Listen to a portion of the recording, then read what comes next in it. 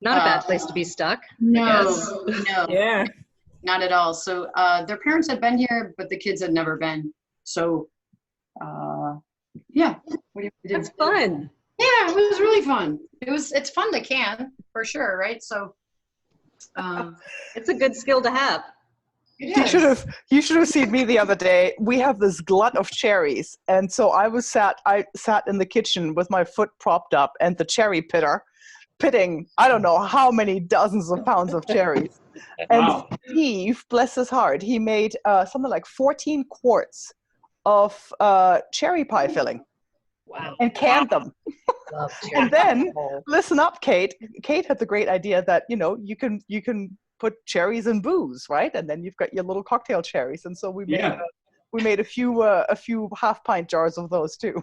I was going to ask you, we don't harvest any of our cherries that are in our wild trees in the back. And usually by August, we have got the most hammered population of squirrels ever. Yes. I mean, they get angry and they yell at you while they're laying sprawled out on a branch, or they just flat out fall out of trees. Yep. It's weird when they get drunk on that stuff. And It's so funny. A couple of years ago, there was one with his arm hanging over a branch, like standing, hanging over a branch, yelling at me like a drunk sailor. It was just hilarious. So do you get those, or do you get all your cherries down? Well, this year, the rain got to quite a few of them, but by and large, Steve outpicked the squirrels. They didn't seem, on our cherry trees, the squirrels didn't seem to eat as many as they have in the past. I got the most cherries I got this year as well. Small cherries. They're not the big black cherries. Ours are the little wild cherries. Yeah, are they considered reindeer or are they wild? They look like a reindeer. I don't know. I think what do you have, Astrid? I think we have a Queen Anne and reindeer maybe.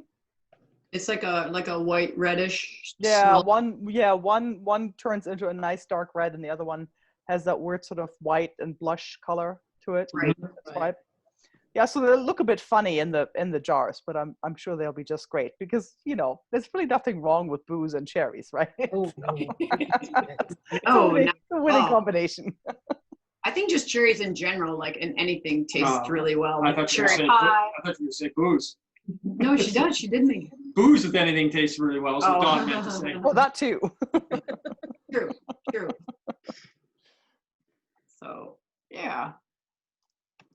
Let me see how that's in there. Yeah. I've already been in DC and Germany for conferences today.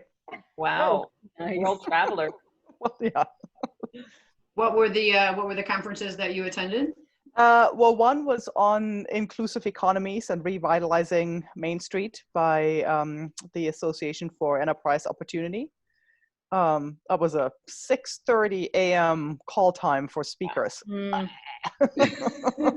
Were you a speaker on that one, Astrid? I was a moderator on the panel. Yeah, which was good fun, but it took some doing to get myself organized and put a face on and all that, and limp downstairs. Yeah, wow. And the one in Germany was kind of fun. It's a new accelerator for purposeful tech for good type companies that the BMW Foundation has just launched, and so I got to be interviewed about what we're doing with Zebras Unite. It's good fun. Yeah, cool. Nice. Very cool. But it's kind of fun, like not to have to get on planes for these conference engagements. It's awesome. Yeah. And probably the future for a while or permanently.